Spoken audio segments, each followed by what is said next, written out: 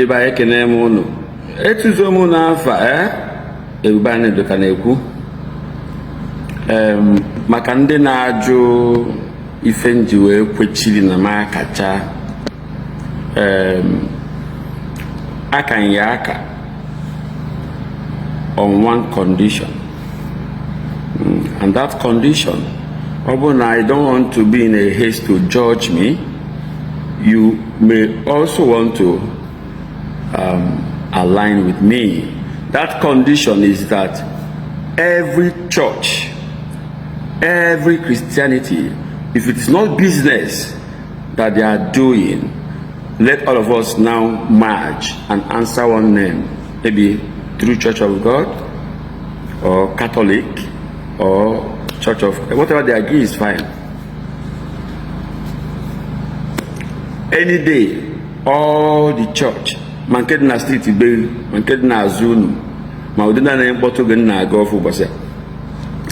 Every masabati, masele, kama ndene yiko white, habia kwa yiko white ha, ndahe yiko nkone. Uboso na ya mad bulu one. That is the day I will become a Christian again. Obu no obre. Feeling business can name. And now let me even tell us something. Very important message. Like Tubu will say, I think I was talking to the comment section. Because I'm even natural by Nziozi. Ndoya Balo. When Nankam. So my point is, one thing you must take. If I make you bezuku, or if I was a person cover no, Kai Kodebe, I'm my corn go, Gunko, and Munya, the other mana, IAJT, or Navy. It's not what we need now. Finally, the guitar. Probably like how the face. Your face, you need love so much. Maybe you may have the think. I'm thinking. Yes, because religion, if I were from Mwa, alright? From what is your name? After that,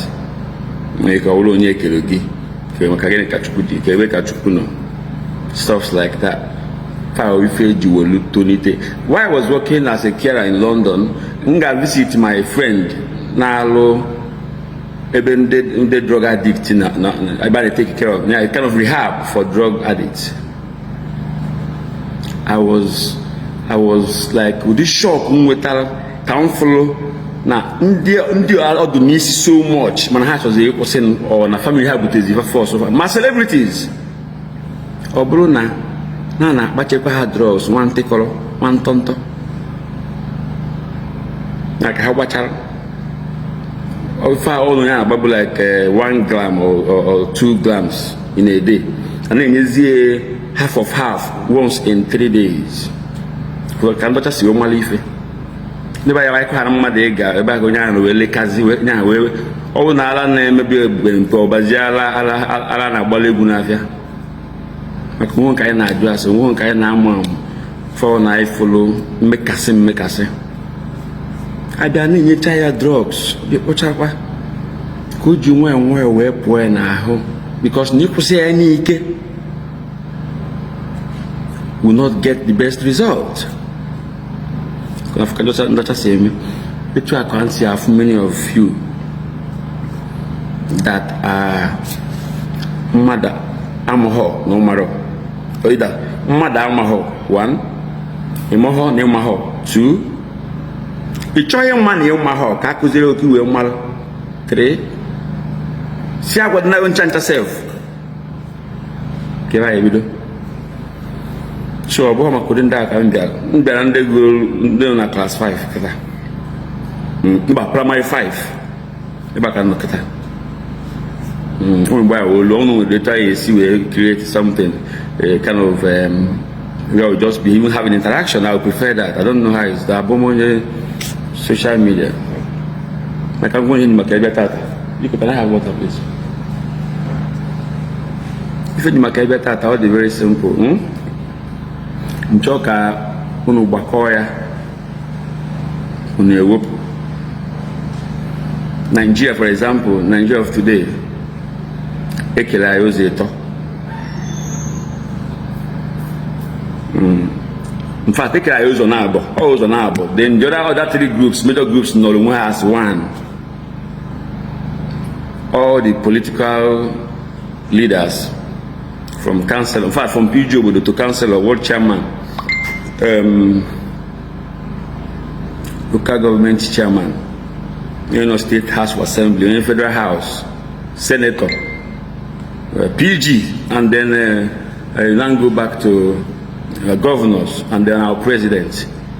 Hawa, but then qualify as political leaders. And the other group are Bolo Ndiwe Eze Obi. Thank you. Ndiwe Eze Obi. Nachi Obodo. We were part of the village chiefs. Nda Hanchani no for this party. Ya party and Nukumake. Then you now get our religious leaders, bishops, that the GOs, pastors, parish priests, Ndo Kochuku, Ndo ministry, big ones, Ndo crowd, right? Ndo adoration, Hancha, these three different groups on one side, they're more than on one side. And the dining table no keta, dining table Nigeria, on that Nelini, Monayo, Munihan Eli. Can you so many people you because I have many politician friends, but I don't care. Our people need to be very messy. At least when you want to make to be conscience, don't want them to name me far. And let me tell you, many of us, Mandela content creator. I was a grand messenger at Night of St. John's International. In fact, the pioneer, the first grand messenger. Grand messenger and grand president are equivalent to honor police ranking from DPO to area command to commissioner to AIG to a level of DIG. What am I trying to say? Let me even say it black and white. When not to wise in the world. Elugum level because be it night of St. John St. Christopher Anglican Church, all the night, the weak, the strong eats the weak there. It's like a social club. And at Kosiego, Montreal, Abuja, the major one.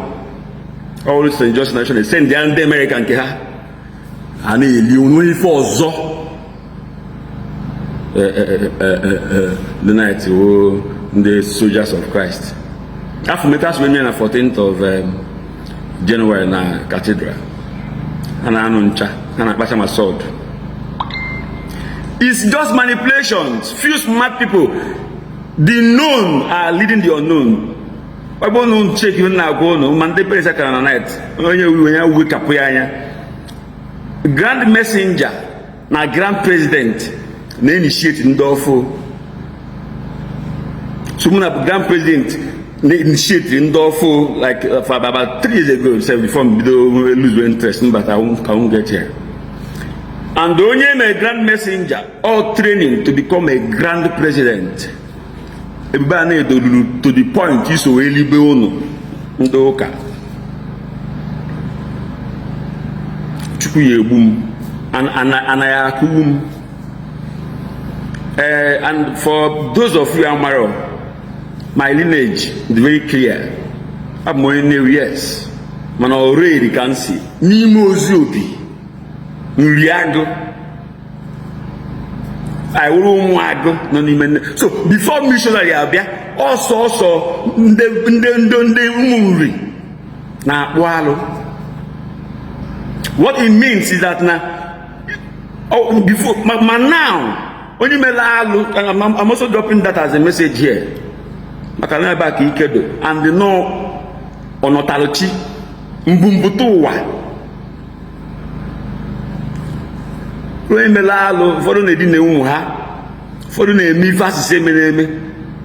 Mbia gudoro ugba ifi eme igbo TV wote mecha ya ugwu na agbaghalo original authentic original one. O nke tere mmanu. O ko nyota to te mmanu mo nke adoji mmanu te.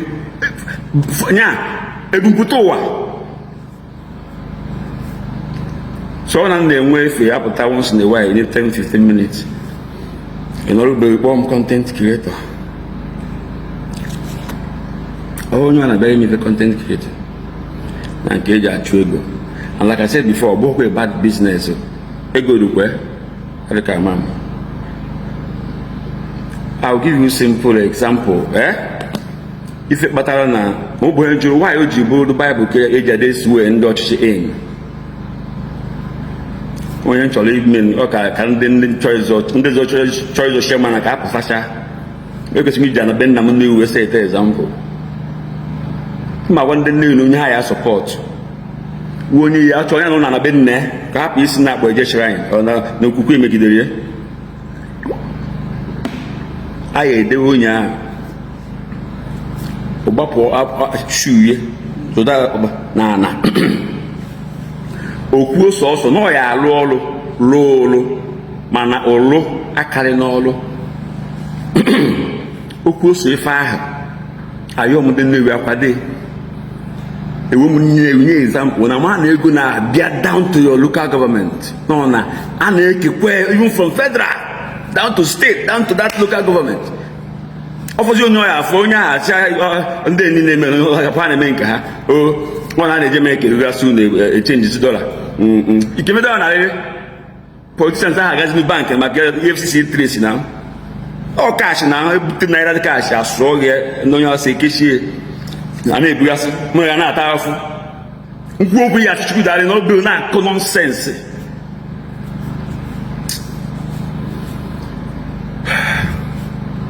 kangon ndewe uche we are the victims. We are the victims. And for me, on the 14th of January, Bruno Bilunu, when I can work at Cham, Chukurundum, Omukulu. Maybe part of when I will return is when that thing that entered my mouth, that thing will still change them. No, now, Ndoka, the mean politically calendar APC. Vote me! Simmechion.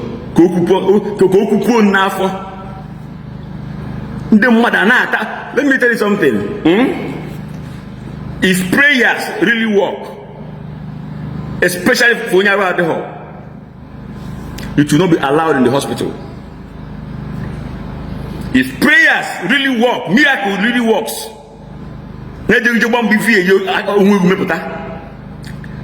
Casinos would have been out of business. Come to think.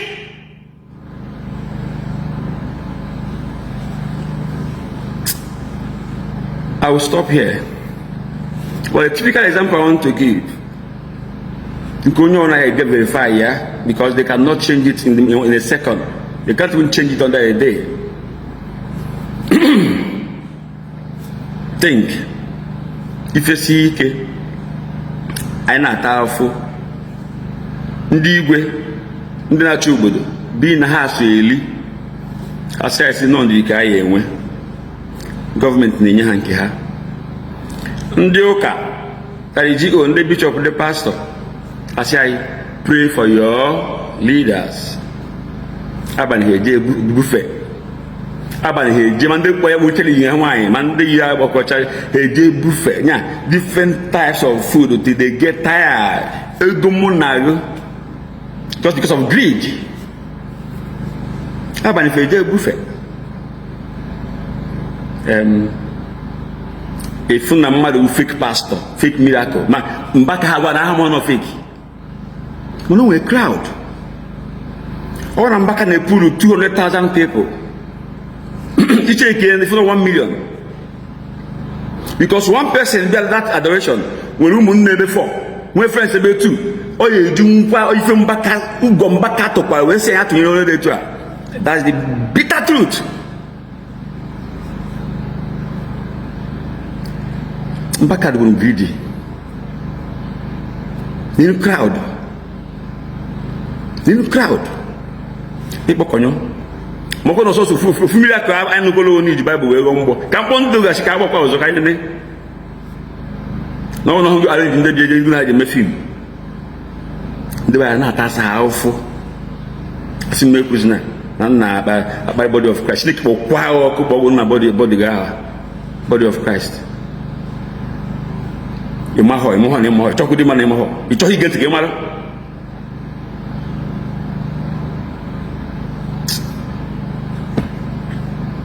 ụmụnne m biko I'm sorry for this outburst but sometimes ọdụ nke m meghesi obodo ụfọdụ tinye ife ka ha fụ ụzọ anyị ekwesịghị ịdata afụ nwaanyị na onye bụ pastọ super born again jee ọrụ ewu na London ma na Europe Germany Holland anywhere ọ kwụsị ime night vigil most times olofu ije ụka. Why? The system is organized. Ọ gwara ihe alụ ọrụ a na-akwụ ụgwọ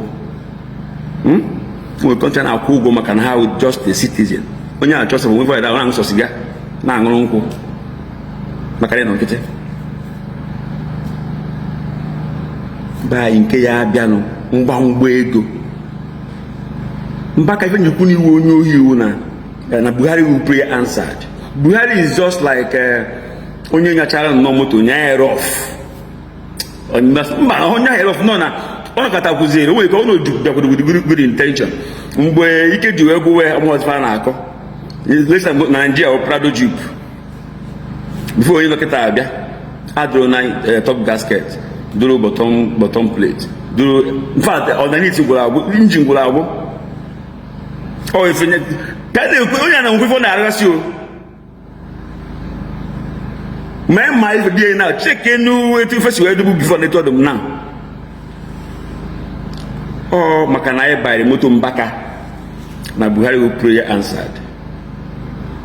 Nya ka ọza bụ Chukwu gwara ya welu na-asịkwa na ọmụbọ ife mụ na ọ maka na ịma ife iyi ekwu and amụnụ ngụrụ akwụkwọ n'ụmụcha philosophy mewe meteorology ịma na datị ntinyere owu ka m ịrịpụta ka m wee pịa nke evidence mgbe m pụta igwu egwu hie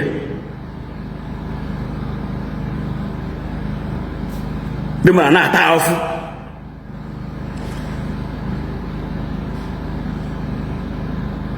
onye ahụ dị abalị ya agwa eziokwu ya nọ na isi ụwa ga-eji obodo ewedegwo inye onye ahụ mmanụ nsọ go ya oyiri ndọcha ji amalị na-eti anụ ịmakwara ife na-emewu fake ma onye stage 4 cancer ihe agwa ya ji kwado weto esi ya ji eke ife n'onwe va emetazie inye onye ahụ dọ ntụ ọnwụlie si mmekwu n'okwu finally kunwe mara na ndị ụka na our political leaders go 5 and 6. I want to say this one more bitter truth. Who cannot know best no key? Open and open now governor and I'm banana poga. Nyane who put on the now national chairman apoga. What if no Catholics? Now, okay, guess a little. Osco mezili as ndị Anglican ko mezili ha ko ogwaze bishop nọ n'Ọka ibezim na ngwanye mmadụ ka imekwara nkarịchọ nọ jeze ka ijeba wetu ndị bishop ndị Anglican bishop ndị ọzọ na Anambra unu weta mmadụ as onye Anglican ka ọ na-balance bishop ibezim megini weta nwanne nwoke ofu nne so they are no longer hiding it in order na rubbish. Bishop, Anglican Bishop of Oka, although the brother have been in the government to Oka have been grooming now, even though be another or not in charge of region take again.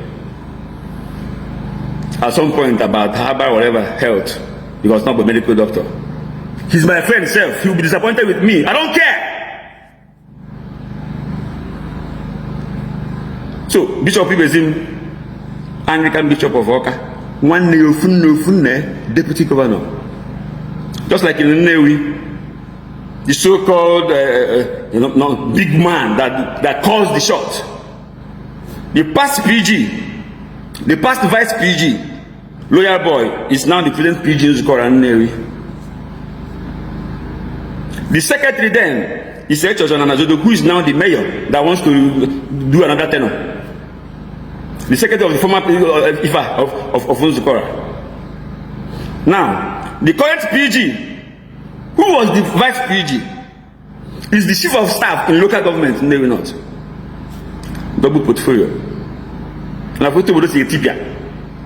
Government and community that is meant to be checkmating each other are eating me and you.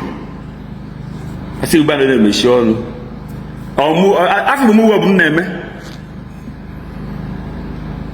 I'm not done. PG Otolo Adikulu, now supervisor of works, like commissioner of works, like the same name not. Meanwhile, he's PG Otolo. You might be not talking most people, but I can't wait for us in zoo here. A land and a lady make us say, Nick had to talk at the circle, but very small. Yes, PG Otolo, no more like his commissioner of works for Navy North. Going because of PG Mutin, it's a cast make a way among them. PG Lua, with deputy mayor, Navy North. Once you are loyal, or God will give you 2 or 3 positions, just go in there secure.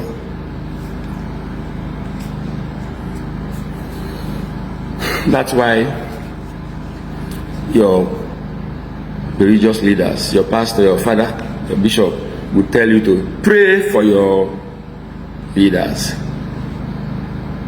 And then your leaders will even advise you, if you complain about fake miracle magic, touch not my anointed and do my prophet. The Bible catch phone.